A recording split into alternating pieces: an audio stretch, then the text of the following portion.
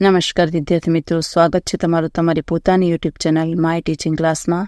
આજે આપણે ભણીશું ધોરણ 6 વિષય ઇંગ્લિશ ગ્રામર સ્વાધ્યાયપોથીમાં lesson 8 what time is it. ચાલો વિદ્યાર્થી મિત્રો, શું છે what time is it now? અત્યારે કેટલા વાગ્યા છે, અથવા વોટ ઇઝ ધ ટાઈમ, સમય શું થયો છે અથવા કેટલા વાગ્યા છે. ચિત્ર જોઈ અને આપણે ચિત્રમાં જે સમય આપેલું છે એ રીતે અભ્યાસ કરી અને સમય લખવાનો થાય છે.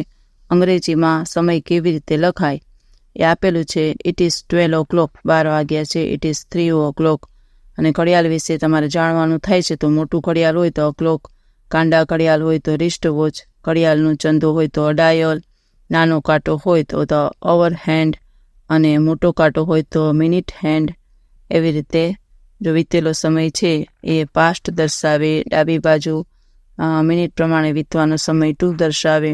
પછી એક ક્વાર્ટર પાસ્ટ એટલે 5 કલાક વીતી ગયો, હાફ પાસ્ટ એટલે કે અડધો કલાક વીતી ગયો, 10 મિનિટ તો 10 મિનિટ્સ પાસ્ટ, એક ક્વાર્ટર ટુ તો કે 15 મિનિટ બાકી છે, અને 10 મિનિટ્સ 10 મિનિટ બાકી છે. What time is it? જો આપેલા છે ઉદાહરણ એ રીતે આપણે કરવાનું છે.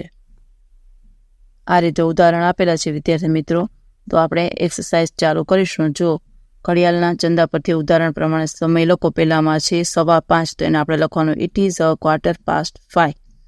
પછી છે 10:15 તો it is a quarter past 10. પછી છે 3:30 તો ઇટ ઇઝ હાફ પાસ્ટ 3. પછી છે 11:15 તો it is a quarter two 12, એટલે કે 15 મિનિટની વાર છે 12 વાગવામાં. પછી છે 2:30 ઇટ ઇઝ હાફ પાસ્ટ 2. પછી 2 વાગ્યા ઇટ ઇઝ 2 o'clock. પછી છે 8:30 તો ઇટ ઇઝ હાફ પાસ્ટ 8. પછી લખો it is a quarter two 3. 8માં લખો ઇટ ઇઝ 25 મિનિટ્સ પાસ્ટ 2. અને પછી લખો ઇટ ઇઝ 20 મિનિટ્સ ટુ 1. અને 8માં છે ઇટ ઇઝ 25 મિનિટ્સ પાસ્ટ 10. અને 9માં આવશે ઇટ ઇઝ 20 મિનિટ્સ ટુ 1. પછી 10માં આવશે ઇટ ઇઝ 12 o'clock. 11માં ઇટ ઇઝ 10 મિનિટ્સ ટુ 4. અને પછી છે it is a quarter past 6. ચાલો પછી લખો સમય આપેલો છે ગુજરાતીમાં, એને ઇંગ્લિશમાં તમારે લખવાનું છે. પહેલામાં છે 12:15 તો લખો એ ક્વાર્ટર પાસ્ટ 12. પછી છે 2:45 તો એ ક્વાર્ટર ટુ 3. પછી છે 9:30 તો કે હાફ પાસ્ટ 9. 1:30 તો કે હાફ પાસ્ટ 1. 6:45 તો એ ક્વાર્ટર ટુ 7. 8:45 તો એ ક્વાર્ટર ટુ 9. પછી 7:15 તો કે ક્વાર્ટર પાસ્ટ 7. અને 10:30 તો હાફ પાસ્ટ 10. પછી 6 વાગ્યા તો 6 o'clock. પછી 6:15 તો એ ક્વાર્ટર પાસ્ટ 6. 2:30 તો કે હાફ પાસ્ટ 2. અને 10માં 10 તો કે 10 મિનિટ્સ ટુ 10. ચલો હવે ઇંગ્લિશમાં લખવાનું છે. લખો પહેલામાં એ ક્વાર્ટર ટુ 7, બીજામાં એ ક્વાર્ટર પાસ્ટ 8, ત્રીજામાં હાફ પાસ્ટ 7, ચોથામાં 5 o'clock, 5માં એ ક્વાર્ટર પાસ્ટ 9, છઠ્ઠામાં હાફ પાસ્ટ 2, 7માં એ ક્વાર્ટર ટુ 2, 8માં 20 મિનિટ ટુ 4, 9માં 4 o'clock, 10માં 5 મિનિટ્સ ટુ 6, 11માં 20 મિનિટ્સ પાસ્ટ 6, 12માં એ ક્વાર્ટર ટુ 10.